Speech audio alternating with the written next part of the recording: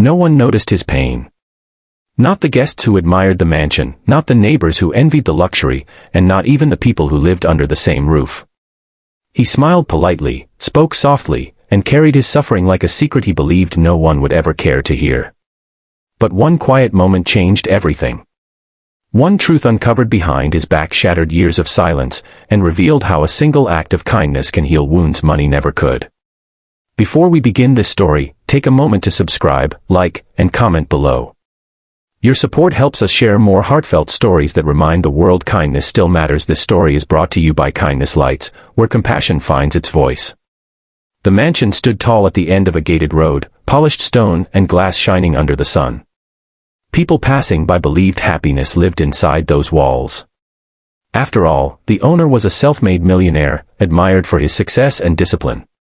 But tucked away in a small guest room on the second floor lived his father, Robert Hale, a man who once worked with his hands, built his life brick by brick, and raised his son with honesty and sacrifice. Now in his late 70s, Robert's back was bent, his knees ached, and his heart carried a loneliness deeper than physical pain. He depended on a cane to walk and woke each morning with stiff joints and quiet prayers just to make it through the day. Robert never complained. He believed men endured in silence. He believed his pain was his burden alone. His son, Daniel Hale, loved his father deeply but was often away on business trips, meetings, and conferences. He trusted his wife, Evelyn, to take care of things at home. After all, she managed the household, hired staff, and kept the mansion running smoothly. To the outside world, Evelyn was graceful, elegant, and respected. She wore designer dresses, spoke softly at charity events, and smiled perfectly for photographs. But behind closed doors, her kindness had limits. Evelyn never raised her voice at Robert. She never insulted him directly. Instead, her cruelty lived in neglect. Meals were often forgotten. His medications were delayed. The house staff was instructed to focus on priority areas, which never included Robert's room. When he asked for help, she sighed, as if his existence was an inconvenience. "You should rest more," she would say flatly.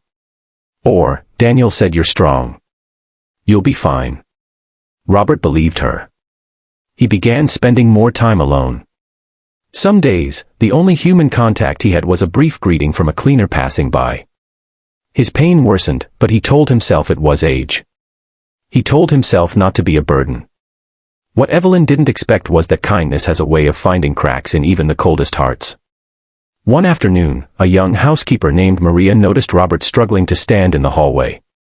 Without being asked, she rushed to his side, held his arm gently, and helped him sit. "Sir, you shouldn't be alone like this," she said softly. Robert smiled, embarrassed. "I'm all right. Just tired." From that day on, Maria quietly helped him. She brought extra blankets, checked his water, and listened when he spoke about his past. She did this not because it was her job, but because she saw a human being in pain. One evening, Daniel returned home earlier than expected. A meeting had been cancelled, and for the first time in months, he wanted to have dinner with his family. As he walked through the hallway, he heard a sound that made him stop. Crying. It was faint, broken, and familiar. Daniel followed the sound and found his father sitting alone in his room, clutching his chest, tears streaming down his wrinkled face. Maria was kneeling beside him, holding his hand. "What's going on?" Daniel asked, panic in his voice. Robert tried to speak, but the words wouldn't come. Maria looked up, fear and honesty in her eyes. "Sir, your father has been in pain for a long time. He often doesn't eat properly. His medicine schedule isn't followed. He's lonely, very lonely." Daniel felt his chest tighten. Later that night, he reviewed security footage, not because he suspected anything, but because he needed answers. What he saw broke him. He watched as his father waited hours for help that never came. He saw Evelyn dismiss staff who tried to assist. He saw meals taken away untouched. He saw his father sitting alone while the house buzzed with activity elsewhere. And then he saw something worse. Evelyn laughing at a phone call, saying, "He's old. What can we do? He's not my responsibility." Daniel's hands trembled. The next morning, he confronted his wife, not with anger, but with heartbreak. I trusted you, he said quietly. And you let him suffer. Evelyn tried to defend herself. She spoke of stress, responsibility, and not signing up for this. But her words sounded empty in a room filled with truth. That same day, Daniel moved his father into the master guest suite. He hired a full-time nurse. He adjusted his schedule to have breakfast with Robert every morning. But more than that, Daniel did something that changed everything. He sat beside his father and said, "I'm sorry I didn't see your pain. You deserved better." Robert cried, not from sadness this time, but from relief. Weeks passed.